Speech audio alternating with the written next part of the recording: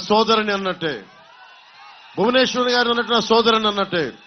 ఎందుకంటే మనం ఆడపడుచులకి, అక్కడున్న దూరాన ఉన్న ఆడపడుచులకి, అక్క చెల్లెళ్ళకి అందరికీ గౌరవం ఇచ్చేది జనసేన పార్టీ. నాయకులతో అభిప్రాయ భేదాలు ఉండొచ్చు, వైసీపీ నాయకులతో అభిప్రాయ భేదాలు ఉండొచ్చు, జగన్ గారితో కూడా విభేదాలు ఉన్నాయి. కానీ ఎప్పుడు కూడా వారి సతీమణిని ఎప్పుడు కించపరిచేలా మాట్లాడలేదు. అలబనేనిగా వంశీ గారికి ఓటు గనక జనసేన మద్దతుదారులు వేస్తే స్త్రీని అగౌరవపరిచిన వ్యక్తికి, ఆడవారిని అగౌరవపరిచిన వ్యక్తికి, మా సోదరుని అగౌరవపరిచిన వ్యక్తికి మనం మద్దతు తెలిపినట్టే.